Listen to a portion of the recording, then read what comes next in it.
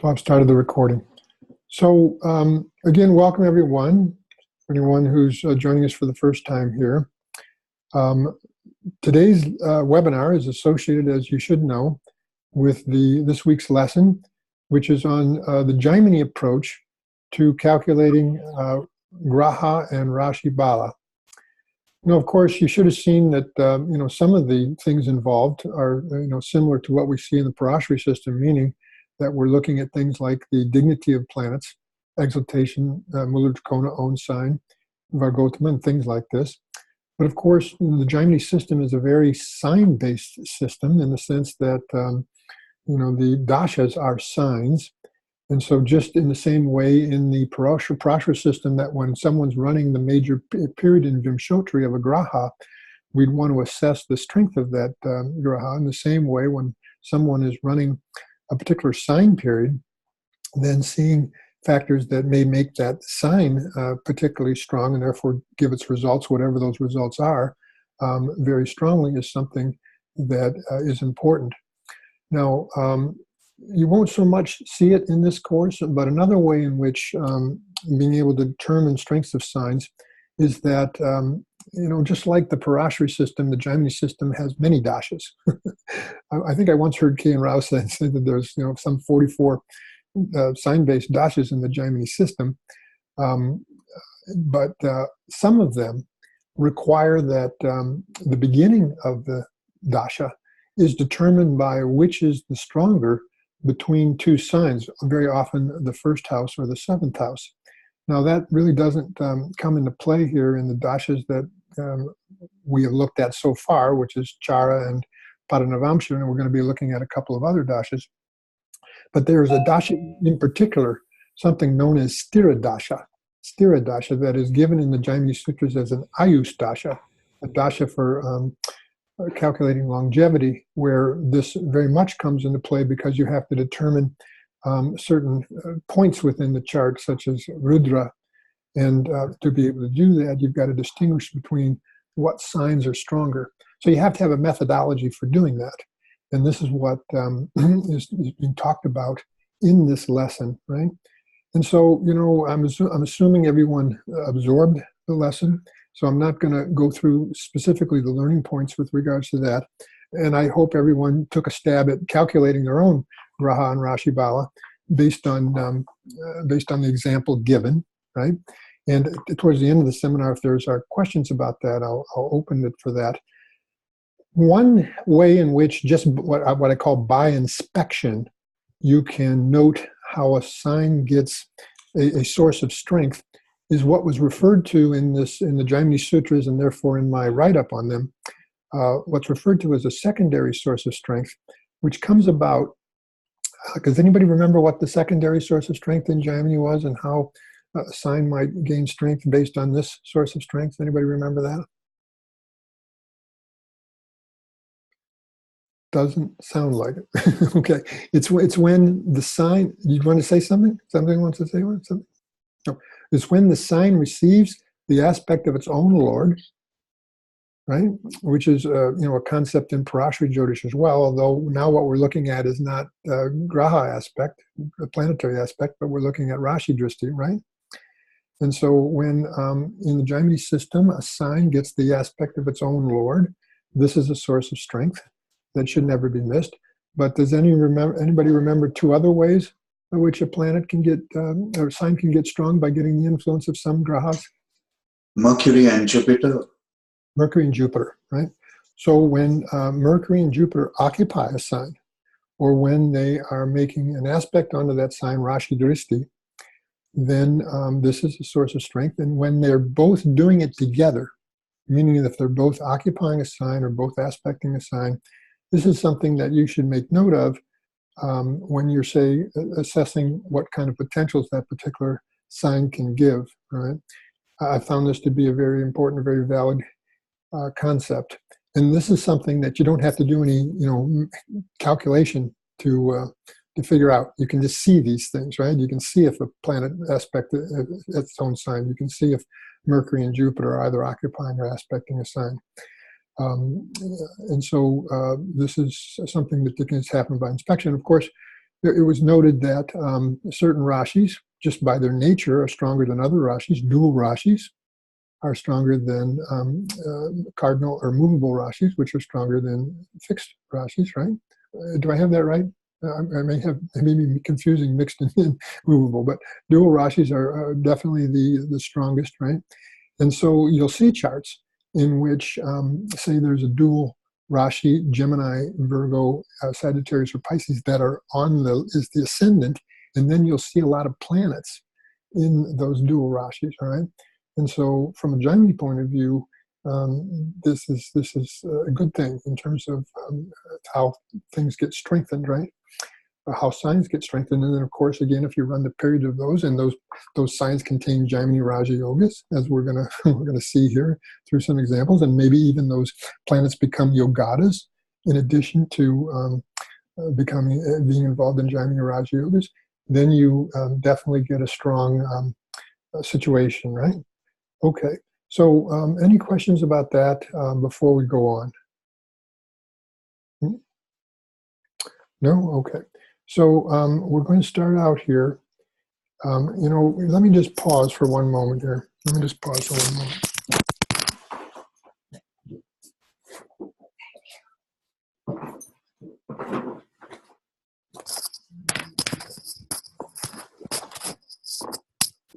Sorry, folks.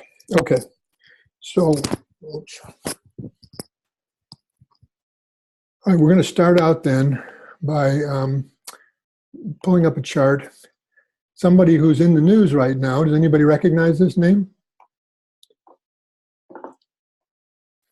Who is this person?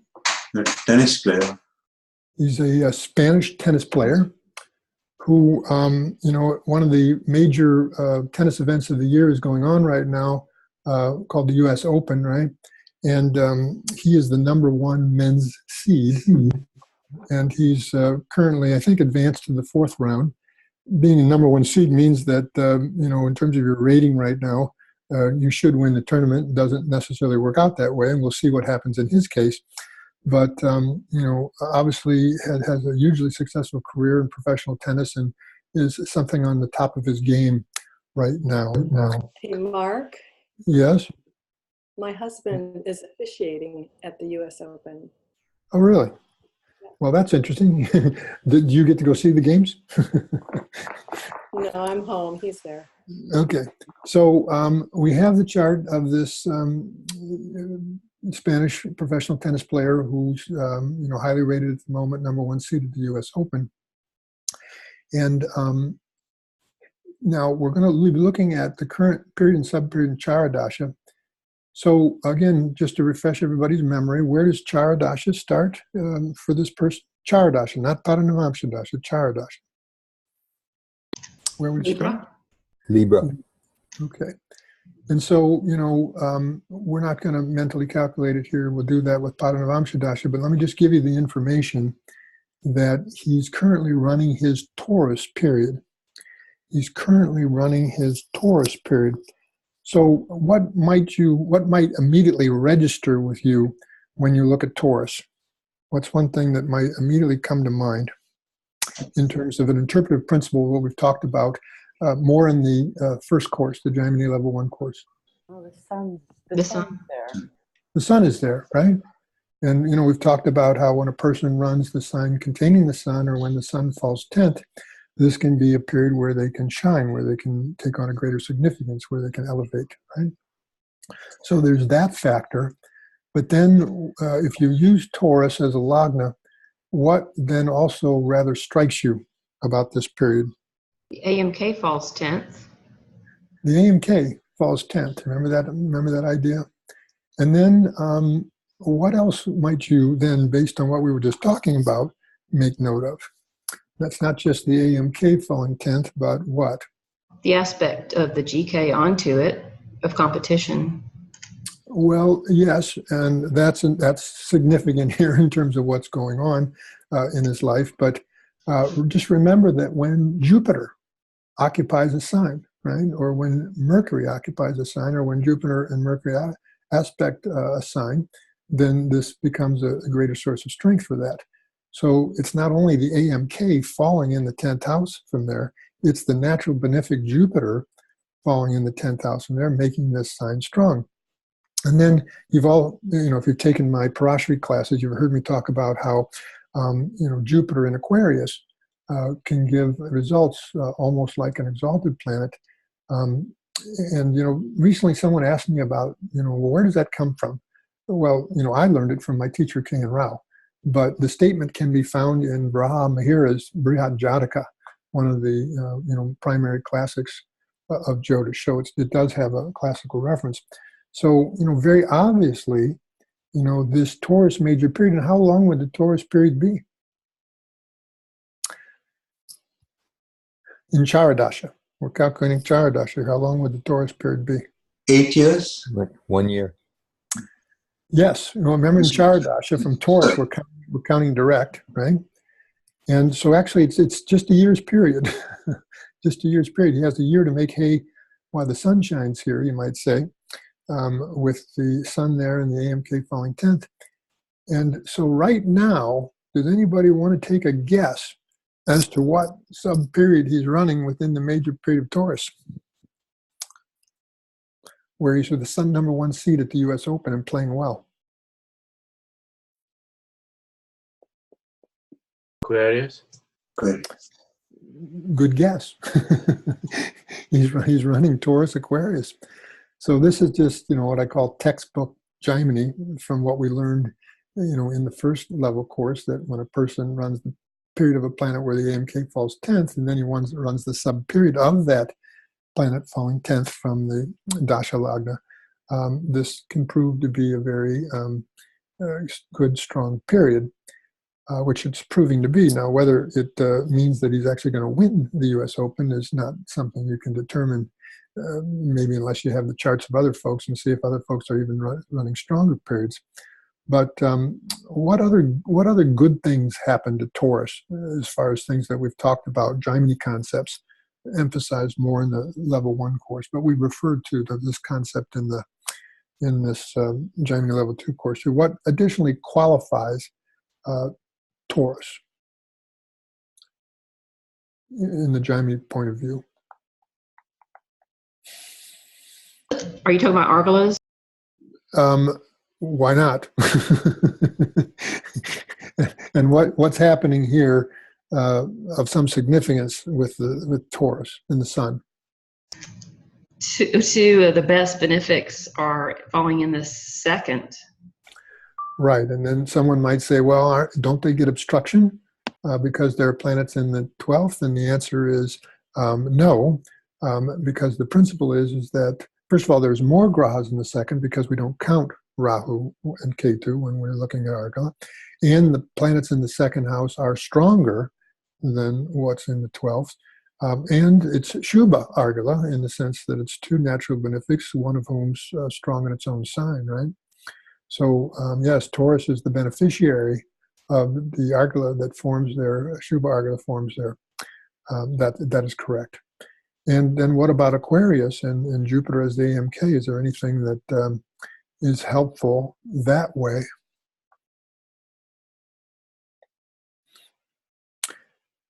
Mm-hmm. Mm-hmm. So the second from there doesn't have any planets. The fourth from there has the sun, but there's obstruction from Saturn in the 10th from there.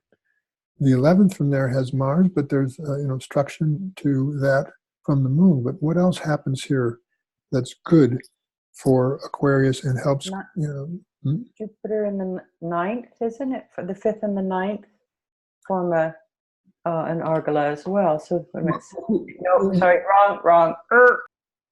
No, well, you're on the right track, though. Natural benefics falling in a trine from there with the other trine vacant, which, again, Ketu doesn't count. Jupiter has Mercury and Venus, again, 2 benefics in the 5th trine from Aquarius, its position, with the 9th from there, which would be Libra vacant. The point is that both Taurus and Aquarius get the beneficiary of Shubha Argalas brought about by that Mercury-Venus conjunction. And this helps sort of additionally add luster, you might say, to the Taurus Aquarius period. So it'll be interesting to see. I haven't looked at, I think the sub period that he's running right now is Aquarius. But I think it's due to actually end soon, and he would move out of this sub period and into Capricorn. So it's going to be interesting to see what happens to him at the U.S. Open as the top seed. Okay. So, but, by the way, during this webinar, we're not going to just talking about Rashi and Graha Bala, but we're going to be talking about everything that we've made, all interpretive principles and all things that we've learned so far in this Jaimini Level 2 course, including Pada Navamsha Dasha. He's currently 32, going on 33, if I understand his age correctly. And where would Pada Navamsha Dasha start here? What would be the starting point, and how do we determine that?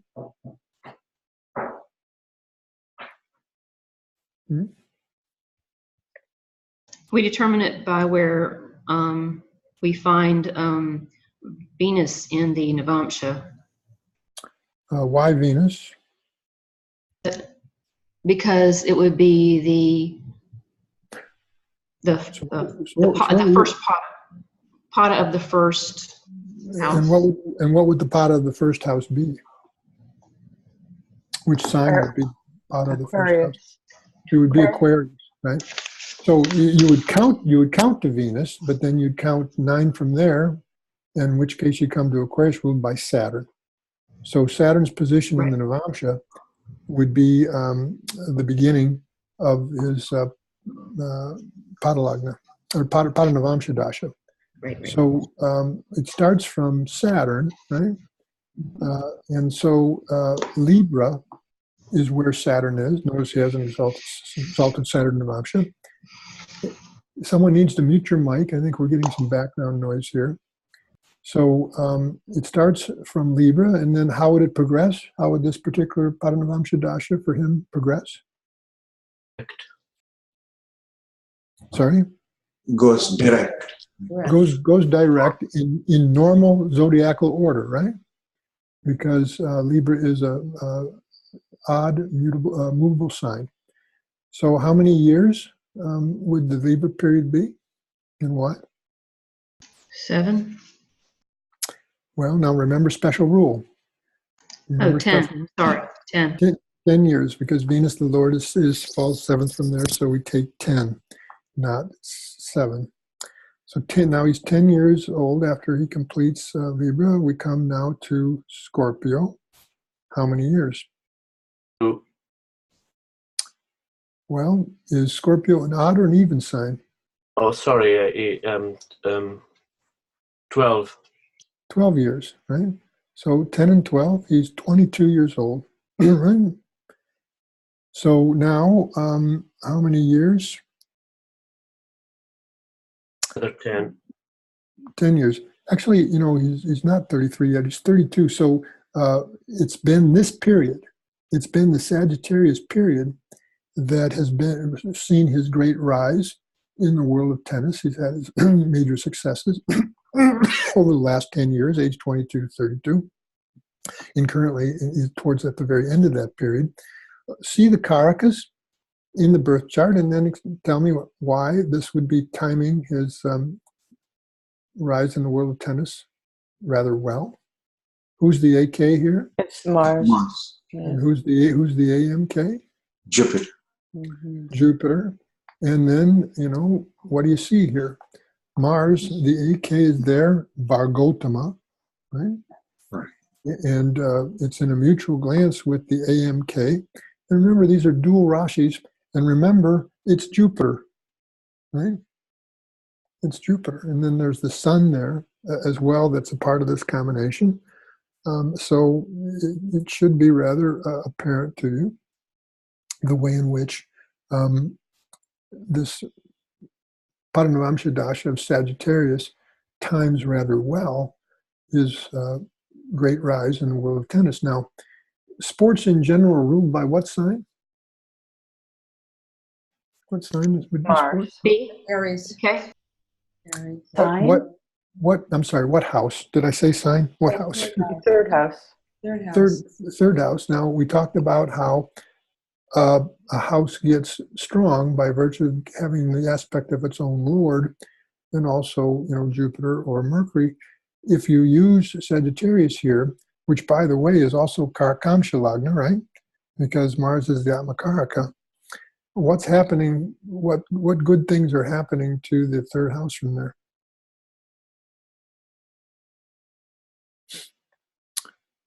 Use Sagittarius as a Lagna. What good things are happening to the third house from there, which would be Aquarius?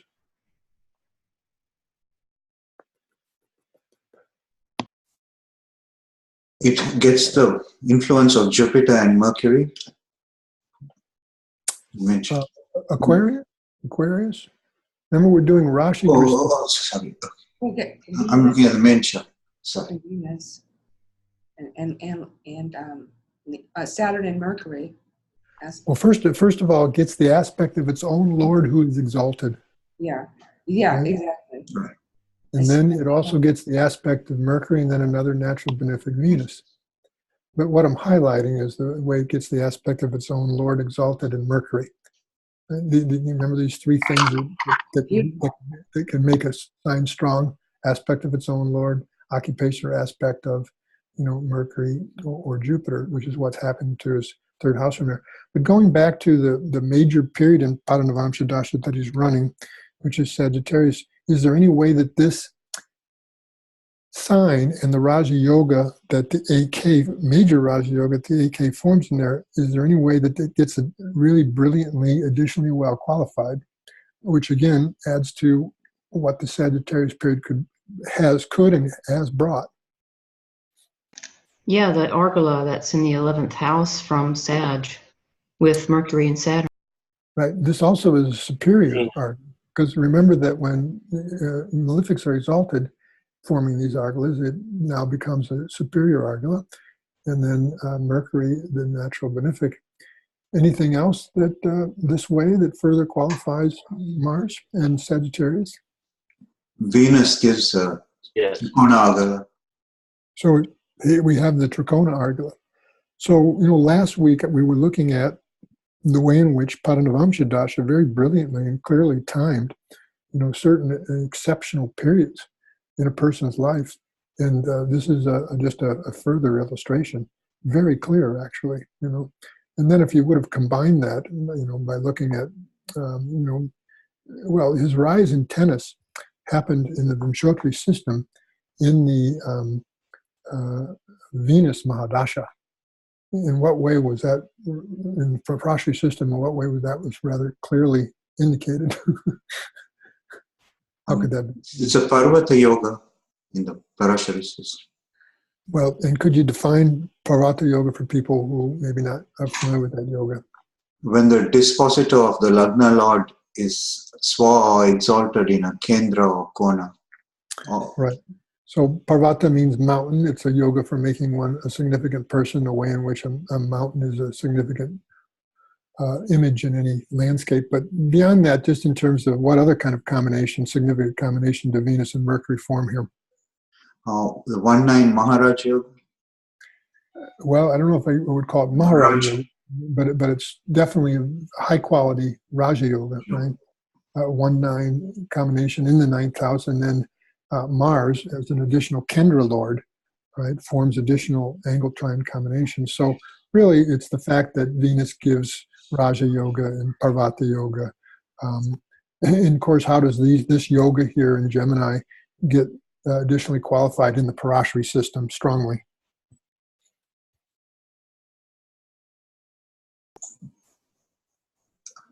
It has the aspect of Jupiter.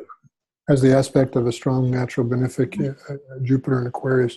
And it was actually, if you look at his history, 2008 was a real breakout year for him.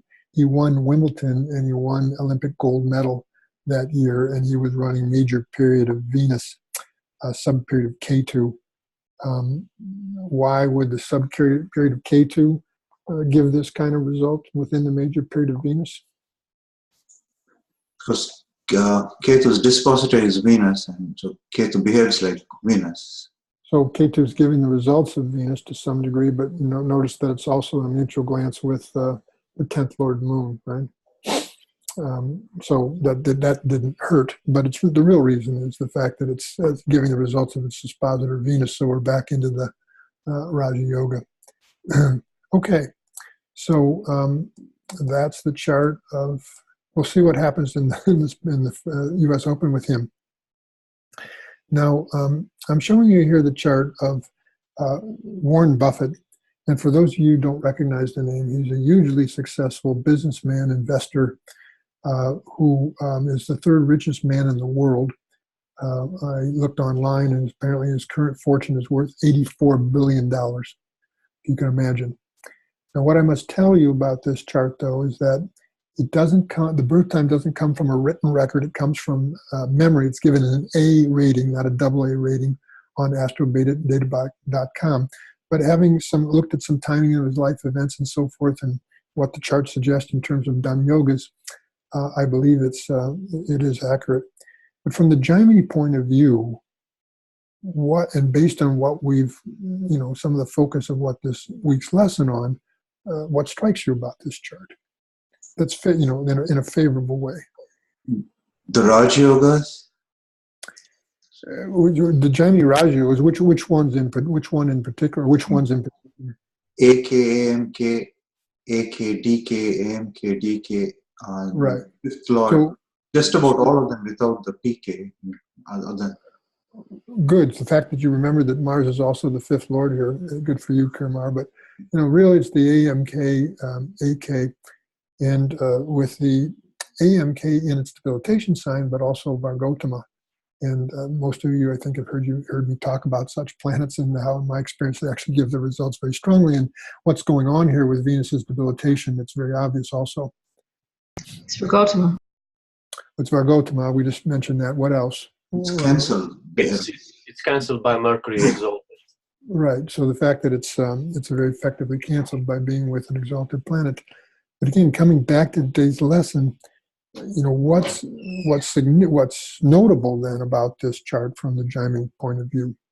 They're all dual Rashis. Yes. The Lagna is a dual Rashi, and you've got 5 Grahas in dual Rashis, including Jupiter and Mercury, who's then influencing simultaneously all 4 kendras, including the Lagna, including the 10th house, right? Well, all 4 kendras. This, is a notable feature of this chart. And then, based on the very first lesson in this course, based on some principle, what do all these planets in dual Rashis also become? What status do they take on in the Jaimini system, and why?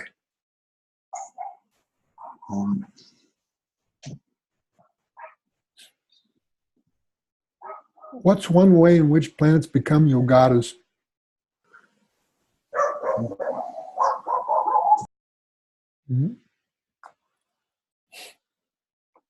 What's one way in which planets become yogadas? Remember this? Anyone? When they are aspected by, I can't see Bhava Lagna or a Lagna here, so I'm not sure. Right, we can't see it on that basis, but there's another way. The first and seventh. Seventh from a seventh. Well, when planets simultaneously aspect the first and the 7th house, right? So all of these grahas, all 5 of these grahas here fall into that category. The 7th house is Gemini, and since all planets in dual Rashis aspect other dual Rashis, then we have all 5 of these grahas taking on a yogada status, right? And so Charadasha would start where? Sagittarius. And would the dasha progress, and we're talking Chara, not Padanamamsha, would the dasha progress forward or backwards in the zodiac? It's forward. Mm-hmm. It's backwards. It's backwards. It's indirect. How many years would the Sagittarius period be? 6? 6 years, right? 7 minus 1. Now it would progress backwards, so we'd come to Scorpio. How many years? Remember the idea about the dual lordship? So we're going to be counting to Mars because it has more associations. We're going to be counting direct, so how many years? 7. So it's 8 minus 1 would be 7, right? So we've got 6 and 7. He's now 13 years old. And then what about the next sign, Libra? How many years? 12? I mean, 11? We Sorry. have to go minus 1, so that's 11. So 13 and 11, what's that going to make him? 24, right? And now, where do we come? Virgo. Virgo. Virgo. Now think about the Virgo period, folks, which is going to run for how many years? 12 years. 12 years. Right. And so it's going to take him up to, what did we say? He was 20, was he 22? It's going to take him into his early mid-30s, right? So what would you predict about this period and why? Oh. Mm-hmm. I mean, Career-wise? To put it mildly. To put it mildly. Now, think about this principle. You've got you've got this sign that is part of the AMK Raja Yoga. Mercury and Jupiter are influencing this sign. And another natural benefic who's, is Vargotama is also there, and the AMK falls 10th from there, right? Forming multiple Raja Yogas with Mars and then again Venus the AK. So it was this period that he had a rather spectacular career rise, and by the age of 32, because of his business acquisitions and investments, was already a millionaire by age 32.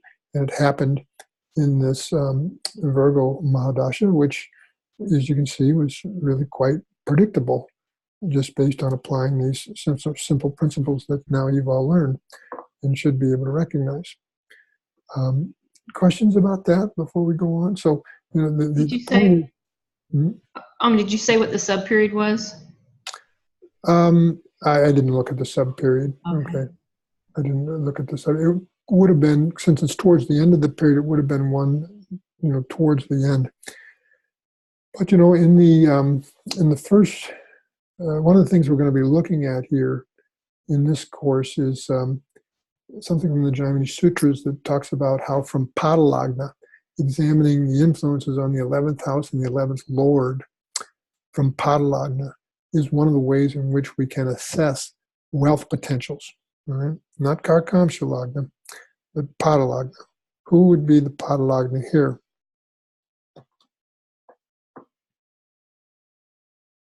Mm-hmm. Who would be the Padalagna here? Sagittarius. Sagittarius, yeah. It'd be Sagittarius because Jupiter, the Lord, goes 7. We're not taking exceptions. We're just going to count 7 back. Sagittarius, right? So we're looking at the 11th house being Libra, which actually only has Ketu. But think about who the 11th Lord is. Venus.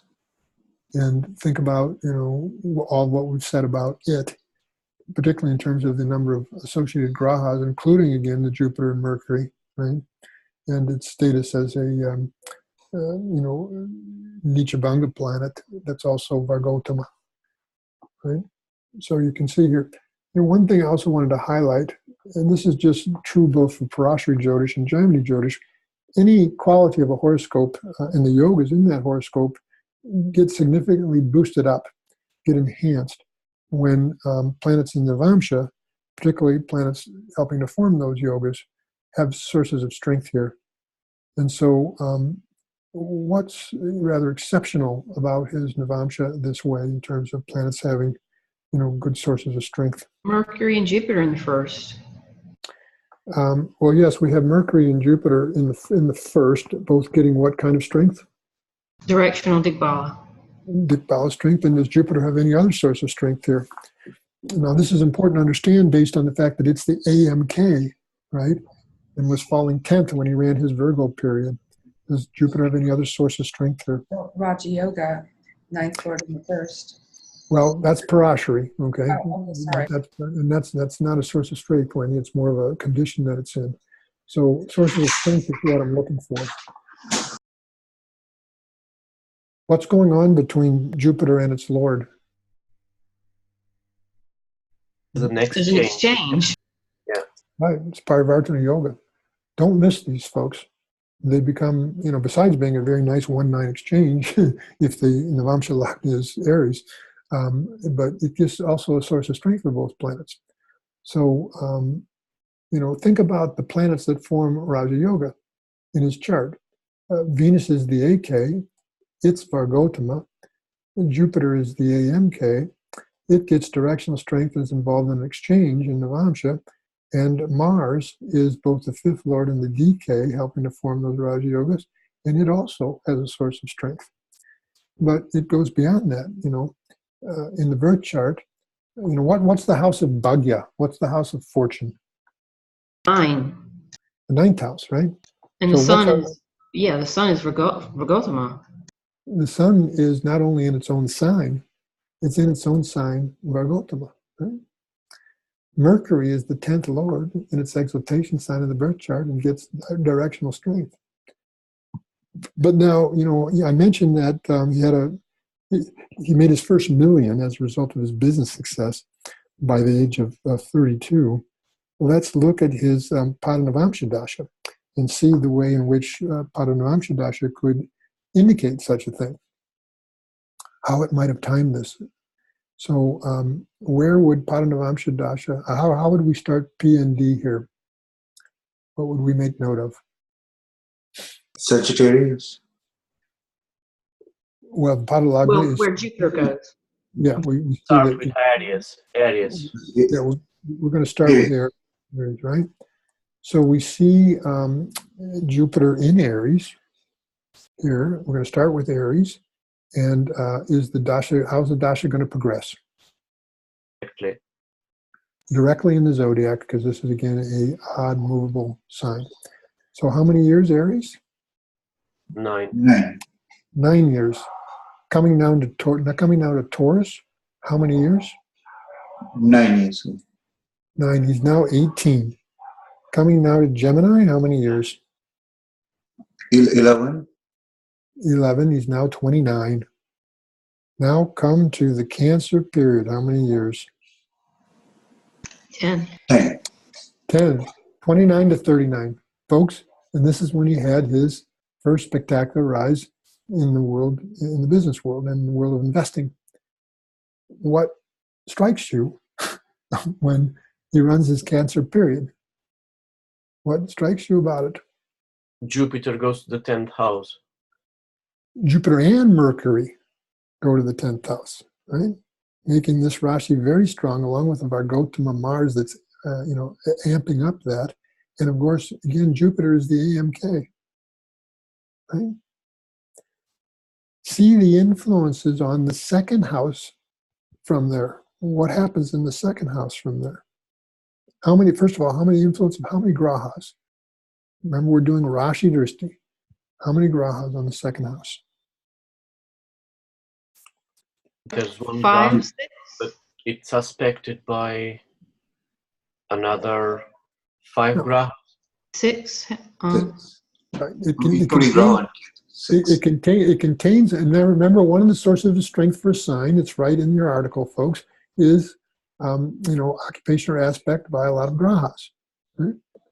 But again, Jupiter and Mercury. And the Lord is a Vargotama sun in its own second house. Do you see? I would think you would see how just very clearly predictable, with a kind of an elegant simplicity, identifying this Cancer period in Padanavamsha Dasha as being exceptional in terms of career rise and the financial gains that come about from that. Now notice that the 11th Lord from there is also this Vargotama Venus, right? So this is Padanavamsha Dasha. Questions about this before we go on? Okay. Now, we've looked at this chart. I think we looked at it last week, and so I'm not going to spend a lot of time with it, but I'm just going to highlight that the Karkamshala, as we saw, if people remember, is Pisces, right?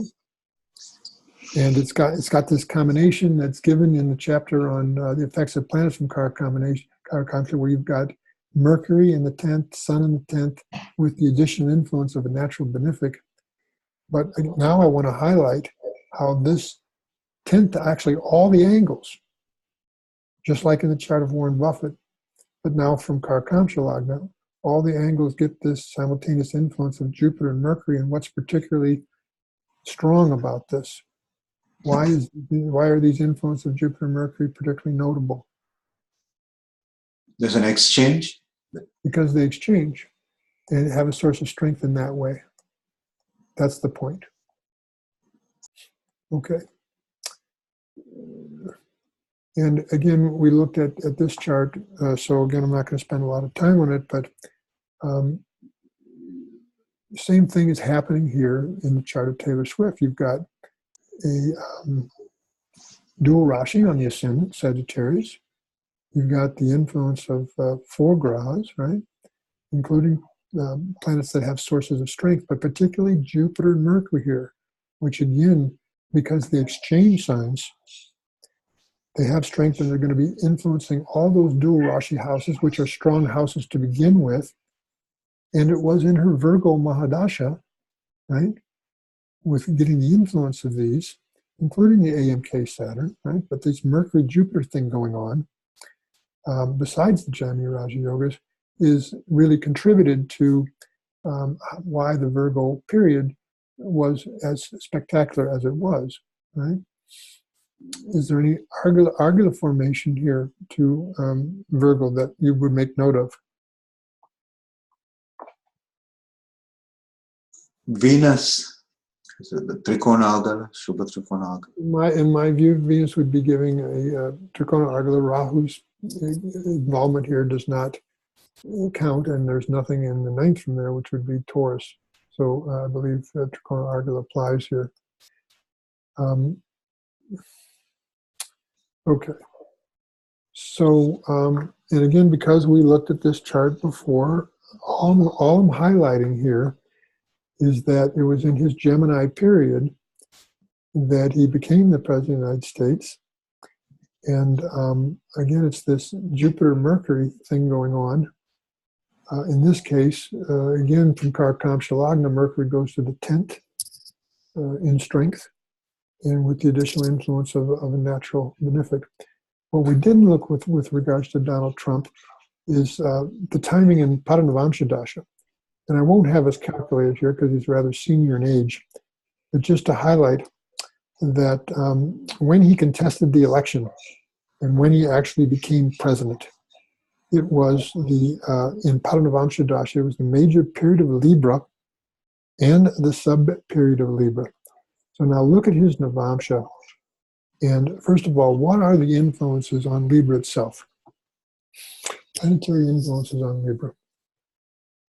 So you have Jupiter, Mars, and Mercury. Right. So what I'm highlighting here is how Libra, which is his 5th house of Raja from the Navamsha Lagna of Gemini, gets the simultaneous influence of Mercury and Jupiter, right? The idea is that this makes this Rashi, besides the fact that they're getting the aspect of natural benefics, it causes a really strong ability for Libra to give its results very strongly. And then, what also strikes you in terms of the patterning from Libra, use house lordships. The patterning from Libra, what notable thing then happens? This is in 10th. Well, you have two Vargotama planets in the 10th house from there. And think about what lordship they have from Libra. Yeah, first and fifth. Oh, Saturn is the Yoga Karaka and Venus is the Lagna Lord. Yeah, and they very good lordships from there, both Vargotama in the 10th. And you have Mercury aspecting on not only to Libra, but also the 10th, right? And you've got Jupiter in the 11th from there. And so if you look at it from Charadasha, where he was running Gemini, and you look at it from Libra, where he was running Pandavamsha Dasha. One more thing I want to highlight, K.N. Rao, my teacher, worked on the tremendous number of politicians' charts in India. He had his prime clientele. He had hundreds of politicians coming to him to consult with him astrologically, including some extremely high-level ones. And, I remember him talking about how for a particular period in Jaimini, if good Jaimini Raja Yogas fall in the 6th from a particular Dasha Lagna, this can be very good and indicative of winning elections. Because, of course, the 6th house, and particularly if the 11th house is strong, and then also because the 11th house, has to do with winning, has to do with, being able to come away with the victory. So, what's the major Raja Yoga that is evident within his Navamsha? You can see here that the sun is the AK, right? And the moon's the AMK. And so you see that they form this major Jaimini Raja Yoga in dual Rashis, and that from Libra, the AMK falls in the 6th, right? with a strong 11th house. This is, again, one of the ways in which Pandavamsha Dasha reflects what the Libra period brought. Okay, so is there any questions about anything we've said thus far before we go on? Are people following? If you just give me one moment, I'm starting to get a dry mouth. I'm going to just quickly get a glass of water. I'll be right back. Hold on.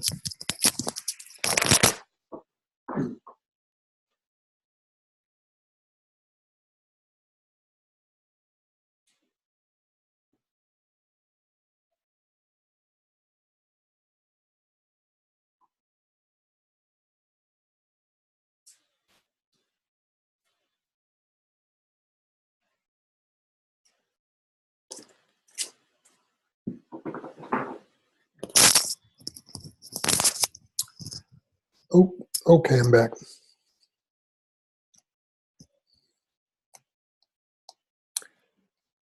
So people, I would think, would recognize the name Harrison Ford. Actually, in terms of movies that were successful at the box office, I think he's one of the most successful actors of our era in terms of how much money the movies that he's in have made. Of course, he was starred in the Star Wars series, but then also the Indiana Jones series. From a Jaimini point of view, what's notable about his chart in terms of what we've been talking about? The DK, AMK, AK, all in the 10th. Oh, in the 10th house. First of all, you've got 4 planets in the 10th house, all in a dual Rashi, including Mercury and Jupiter, and including Mercury in its own sign. Then you've got the Raja Yogas that everyone just mentioned that are formed here, particularly between the AMK and AK. And what's particularly notable about this combination from a strength point of view? Vargotama. Both planets are Vargotama, right? So, rather a dramatic configuration. And he had his first major success from the standpoint of Charadasha when he ran his Pisces major period. So, in what way was that predictable? It's all 10th from there. All the angles from there, including Sagittarius, right, which would be the 10th from there, all of them are the beneficiary of these strong grahas in Gemini, including, again, Mercury and Jupiter. and with Jaimini Raja yogas. So that was fairly predictable from that standpoint. But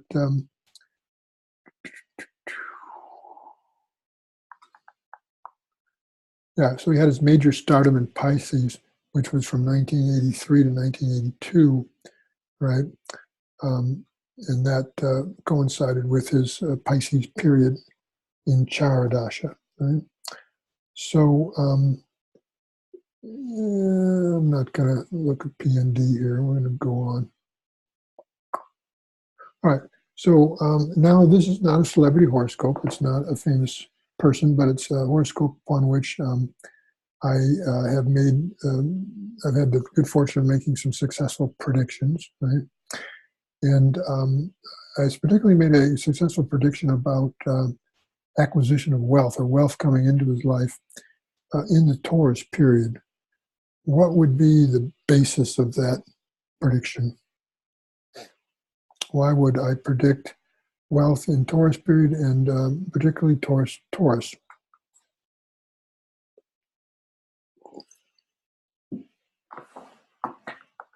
Mm-hmm. How could that potentially be seen from the Jaimini point of view? The Venus Moon Raj Yoga in the 11th house. Point number one. What would add to that, or why would that get enhanced even more? The aspect of Jupiter. Aspect of Jupiter, who is its lord. Remember this idea that a sign is enhanced, it gains strength when it's getting the aspect of or occupation of either Mercury, Jupiter, or its lord, right? Here it's getting, Jupiter is the lord, it's getting its aspect. You've got an exalted Venus, and then the Moon Venus wealth-giving, Raja Yoga-giving combination that we've learned about. And then what about Taurus itself? What's the influence here? It has Mercury. It has Mercury, right? And so wealth potentials for the Taurus period were very clear. And then, when you run some period of Taurus itself, that, patterning is double, is twice over, right? And so this, he had great windfall gains from a tremendous success of a business that he was a partner in starting was happening. He had tremendous windfall gains. But here I'm looking at the influence of Mercury on the sign that he's running, but then also the influence of Jupiter as the 11th Lord from there, involved in very significant Jaimini Dan yogas. Is it clear?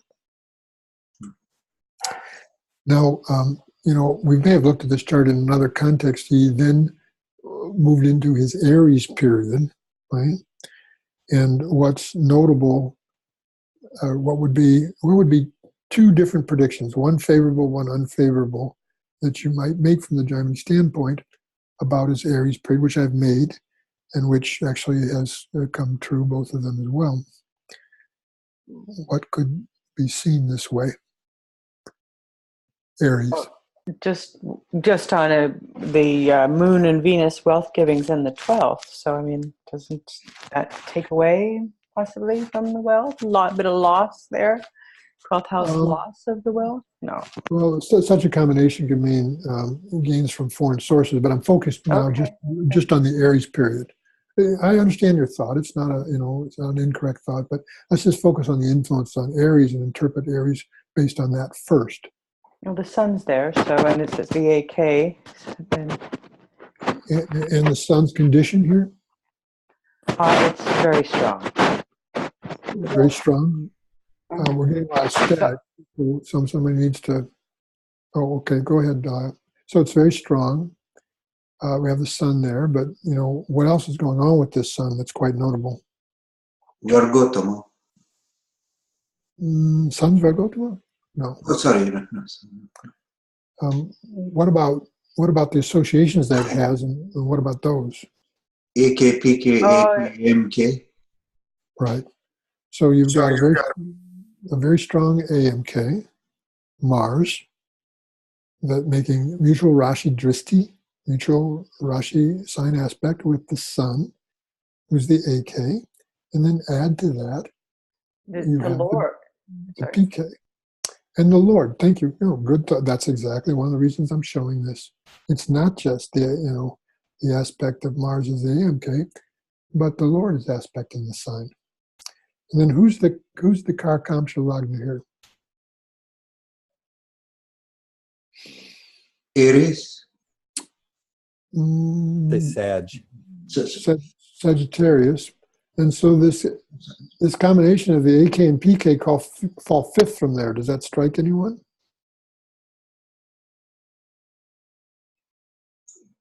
Yes. What kind of combination? AK and PK in the fifth house from Karkamsha Lagna? This is given in Prashahora in the chapter on Raj Yogas as a Maharaj Yoga. Combination of the AK and the PK in the fifth house. You'll see the same thing in the horoscope of George Bush, different signs, but so I told him, I joked with him. I said, "You'll become something of a Maharaj during this time," and he has. I won't go into details about that. But there was another prediction I made about this Aries period, a cautionary statement based on seeing this from a different point of view. What are some of the downsides of this Aries period and why? What could it also indicate? Could it be that Jupiter is in the sixth house from it, and Aries is sixth anyway from Scorpio? Well, what interpretation would you give then? To do with health. Right, there's health problem potentials. If you remember your chapter on Rishti Yogas from the first Jaimini Level 1 course, from the birth lagna, Aries is the sixth house, and it is under the influence of natural malefics.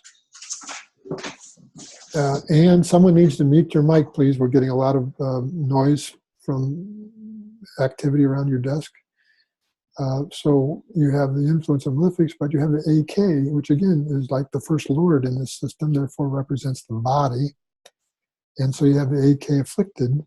I mean, this is the kind of thing you have to understand, that the same planets that can be forming very significant Raja Yogas, which these planets do, combination of the Sun, Saturn, and Mars, at the same time, looking at it from another angle, this is, not a very good looking Narishti Yoga. So, I told him he really needed to be health conscious and protect his health during this time.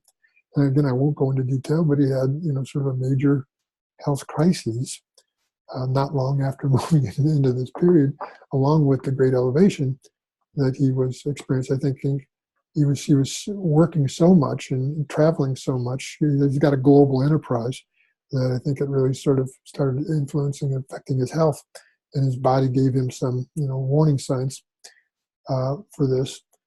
And so, this was the other side of the story, as it were. Would it also, with the GK being in the sixth from the first, from Aries, would that have an impact as well with the health?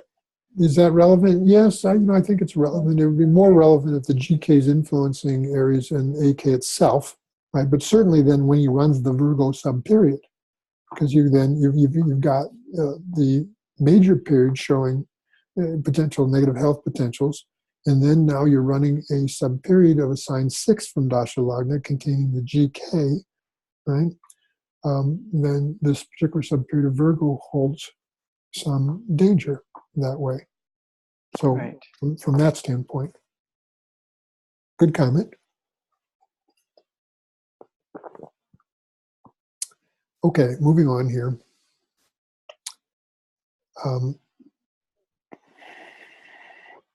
So who is Rudyard Kipling? Anybody know who Rudyard Kipling is? Famous author. Is it Victorian era Victorian? author. He spent a good Young majority Book. of, right, Man Would Be King, which they made a movie out of. He spent a good majority of his time in India. That India was at that time a British colony, you might say, or it was under the British rule, and wrote a lot of books, very successful books, and won the Nobel Prize. So where's the very clear indication that he would be a hugely successful author? Sag, fifth house, Jupiter, So Mercury, Sun. if you read my article, A Literary Love Affair, where it's highlighting, first of all, Mercury and Jupiter as being the two planets of authorship, and then you have the fifth house being one of the major houses, fifth house, fifth lord, you can see how much this person was born to be an author. And I think it was actually in his Jupiter major period. I have to go back and see that he first got this really successful authorship. But from the Jaimini point of view, right? Again, we have how many grahas in dual Rashis, and all concentrated in this fifth house Sagittarius. So when, of course, he runs periods, actually when he ran his major period of Charadasha, not surprisingly, he is when he got his first great name and fame from authorship. What is the, who can tell me who the Karkantra Lagna is here? That'll be Leo. That'll be Leo. Right. Now, we're going to be studying sutras related to the second chapter of, second pada of the first chapter of the Jaimini Sutras, which talk about the effects of planets from Karakamsha Lagna. And many of you have already heard me talk about how there's a sutra that says that when you have the influence of the natural benefics, particularly Jupiter, on the fifth house from Karakamsha Lagna, which here is identical with the birth Lagna, this is what produces a successful author. And, this is exactly what you see here, quite dramatically. May I say something? Of course.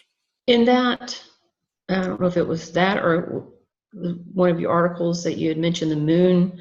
Yeah, it was the Literary Love Affair. The moon has an influence also on that authorship.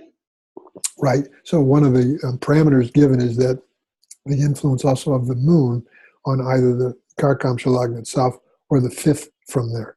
That doesn't happen to be the case here insofar as the Rashi, right? But in Jupiter in particular is highlighted for successful authorship. But anyway, the influence of all the natural benefics, again, particularly if they have sources of strength. But why am I talking about this chart in particular? Because I'm highlighting this double influence of Jupiter, Mercury on the sign, right? And the influence of the Lord of the sign on that sign. And so, him becoming a successful author in the Sagittarius period, if you knew a little Jaimini, should have been a no-brainer, as they say. And he wasn't just an successful author. He was one of the leading authors of his day and won the Nobel Prize for literature. Right? Now, in terms of why would he have also become engaged in his Sagittarius period? Actually, it was in Sagittarius Gemini. Why would he have also become engaged during that period? In what way was that rather elegantly, simply to predict? PK in the fifth, it's in Sag. So the DK. Mercury is the DK. Oh, DK. Venus, Yeah. 7 from Gemini. Both. And right? both, yeah. Yeah, and this is why, again, it was, well, first of all, it contains the DK, that's number one. It also contains the natural significator Venus, that's number two. But then the subperiod with Gemini, where these planets aspect onto the seventh house from there, but then you use Antardasha Lagna, use Gemini in the Lagna, and then you've got 5 grahas in the seventh from there, including natural Karaka Venus and the DK. So this Sagittarius Gemini period being a very significant one for him as far as, but he also had 2 children. Yeah, he had 3 children in this period, folks. So again, he's got the natural significator Jupiter, but also the PK. The Sagittarius period was obviously highly, highly significant for him, life-defining becomes a famous author, he marries, he has children during this period, et cetera, et cetera. Did you have a comment you wanted to make, Kumar? Yes, so the planetary wars, there are 2 planetary wars there. Would that impact in Germany? Would it take? It's a good question, Kumar, and because Jaimini basically says in his opening chapter where he's defining his principles that all other, standard concepts of Jyotish should be learned from other texts. This implies that all those standard things like how debility gets canceled and so on and so forth, I would think, but he doesn't address that question overtly, and I can't remember K. and Rao ever addressing that, but, are you saying that these grahas are potentially affected by those conditions? My answer was yes. If they have other compensatory sources of strength, in my experience, it doesn't really seem to make much of an effect. Okay, could these potentially be downgraded a little bit, somewhat? But obviously, based on what happened in his life and what the Sagittarius period brought, it would seem to be minimal. Okay, Thank you.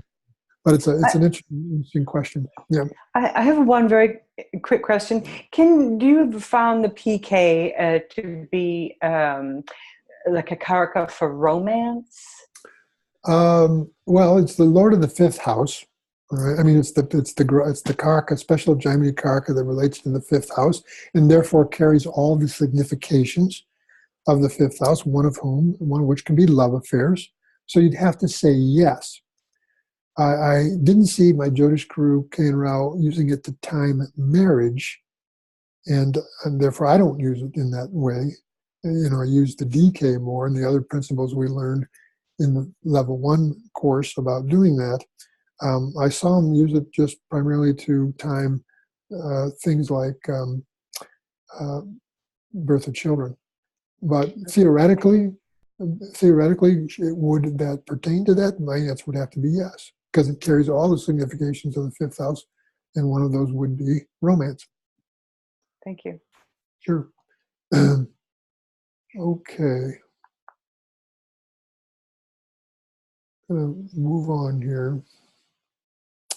Well, we want to make note of, I'm not going to make you calculate it, but we want to make note of the fact of the way in which the Padmanabhamsha Dasha, again, really brilliantly and clearly timed his most notable success as an author, which is when he won the Nobel Prize. Right? And this was just after the turn of the century, and it would have been in his Virgo period. So looking at his Navamsha, right, what we see here is, first of all, this idea of the sun being there, number 1. And number 2, more significantly, Jupiter is there as the AMK. And then again, just the influence of Jupiter on the sign. You've got, Saturn here as the BK, with the 3rd highest degrees, if I'm saying this correctly, yes. So it was in his Virgo Mahadasha in the Padmanabhamsha Dasha that he wins the Nobel Prize. I haven't calculated the sub-period here. Now, most of you should recognize the name Celine Dion. Quite a megastar as far as a recording artist. And I think we looked at hers from the standpoint of Charadasha.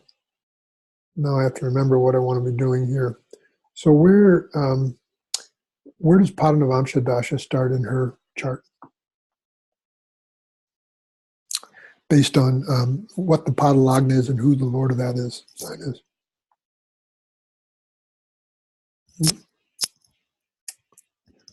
What is Padalagna here? Aries, isn't it? Aries? Well, the Lord of the Lagna, the moon, falls 10 signs away, Aries, and then you'd want to count 10 more signs from there. Goes to Capricorn. Goes to Capricorn, right. So Capricorn is the Padalagna, and the Lord would be Saturn. So we look to where the Lord is in the Navamsha, and we see here it's a very well placed Saturn in its own sign, Capricorn. Now, some of you may know that she had actually, as a child, at a very young age, she was something of a prodigy as far as her singing.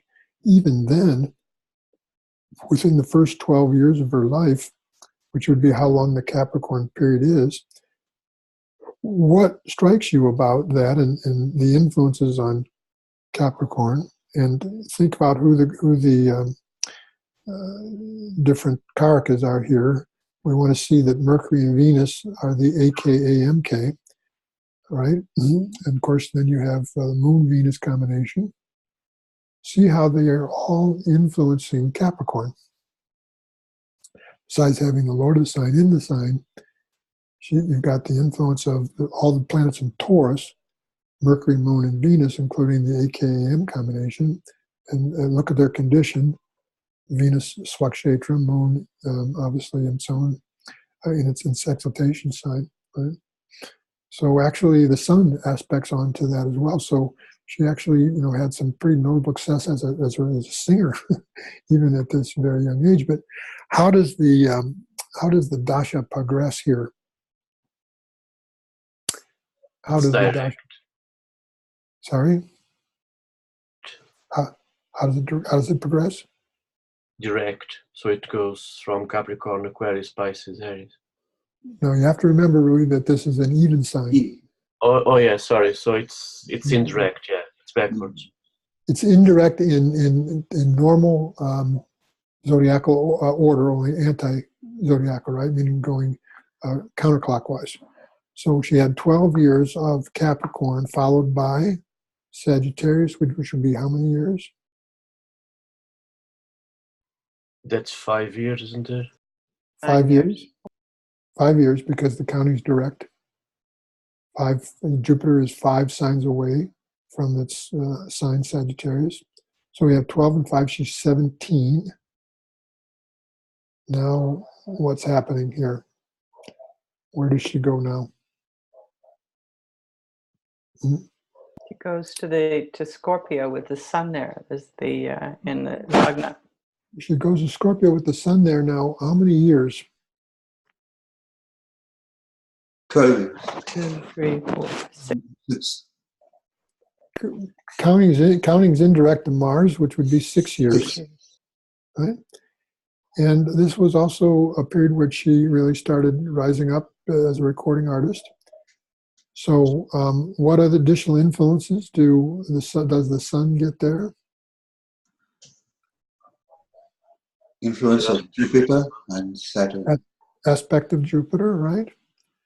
But you maybe heard me talk about this principle that, we've talked about the AMK falling in the sign of or 10th from, that sort of thing, but you maybe heard me mention in my case studies and writing that when the AMK falls 7th, right?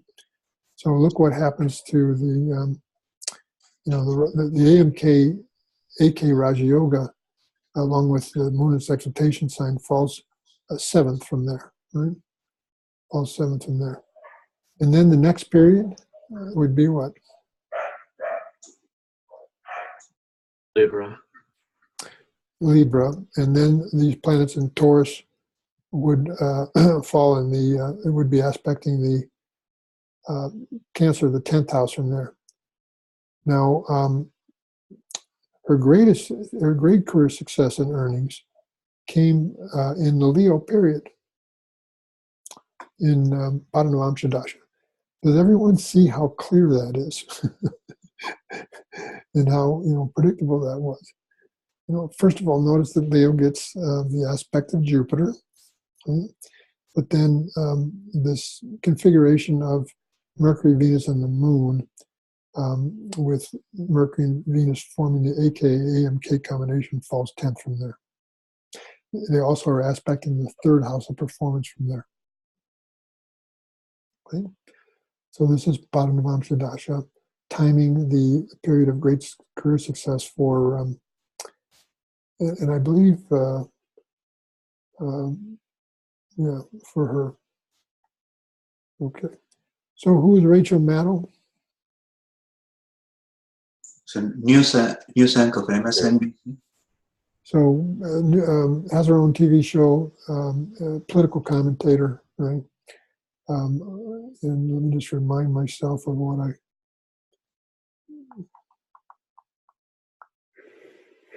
So she got her own show, which was, obviously a very significant step in her career. She went from being successful to super successful and being quite a media star, as it were. And it happened in the major period of Aquarius, sub-period of Aries, major period of Aquarius, sub-period of Aries. Now, Aquarius couldn't have been more obvious, right? I would hope that anyone who took my Gemini Level 1 course would immediately see the significance of the Aquarius period as far as it containing the AK-AMK combination. But again, note that Mercury there, right? Mercury there as the AK. And then Aries as a sub-period. What strikes you about that at all? Aries as a sub-period. They get the aspect of the AK-AMK. They do. AMK fall 11th from there, but also see what happens in the 10th from there. All right, where you've got Jupiter, you've got the exalted Mars. So this is the period where her career, she took a really, really significant step up in her career during that period. Now, from the standpoint of PND, the peak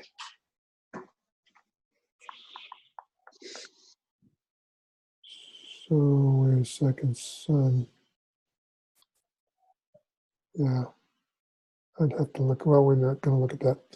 I'm running out of time here, but okay. So, folks, this is what I had to share with you today, and just to recapitulate certain things, that full calculation of Rashi and Graha Bala is something that if I'm really going to be working on a chart from the Gemini point of view in a very, sort of concentrated, intense sort of way, like when I'm trying to predict a presidential election or something like that, I'll go to the trouble doing that.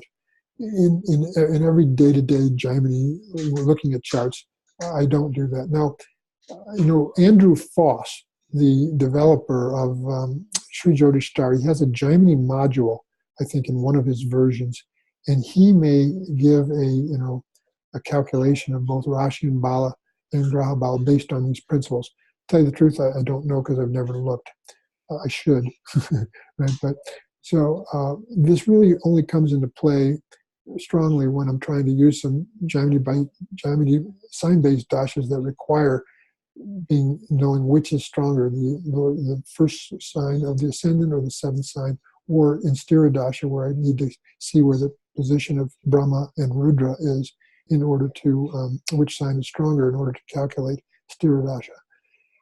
In everyday Gemini work, what I'm particularly looking for is just what we've concentrated on here, which is signs getting the aspect of their own Lord, and signs getting the influence of either Mercury, Jupiter, particularly if it's getting both, and particularly if those planets are in strength.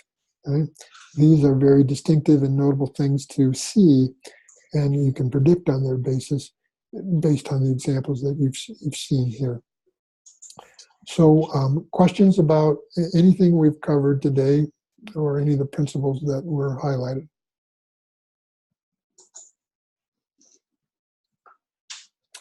This usually means it's extremely clear or you're all dazed and confused.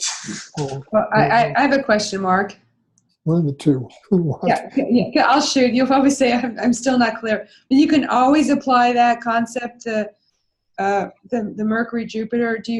You just mentioned it, but can you repeat what you just said? Is this something you only do during like special events, or something you can always apply? No, what I was saying is that the full calculation that I asked you to do in your own chart, showing getting the sign strength numerically for each of the grahas, is an exercise I'll only go through if I want to work in a chart in a very deep sort of way, right? Right. Just something that I can easily apply, though, for any chart that I look at, because you can see it just by inspection. You don't have to do any calculation. Yeah. Is to see whether the Lord of the house aspects the house and whether it gets either the occupation or Rashi Drishti of Mercury, Jupiter, and whether Jupiter and Mercury actually also have strength. This is what I'm paying attention to, and this is what I meant.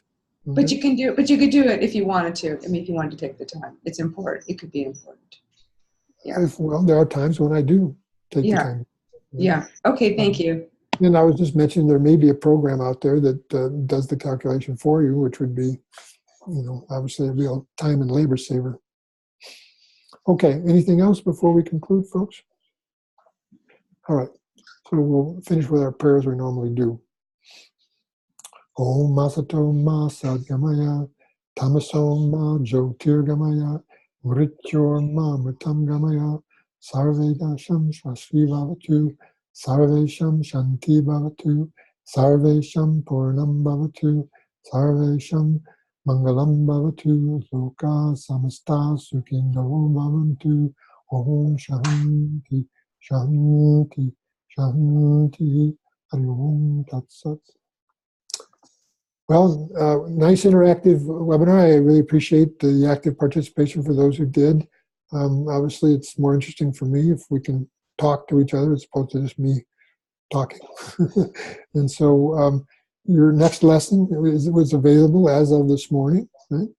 And so you can study that, and we'll see each other then again all next week. Enjoy the rest of your Sunday until we meet again. Namaste. Thank you.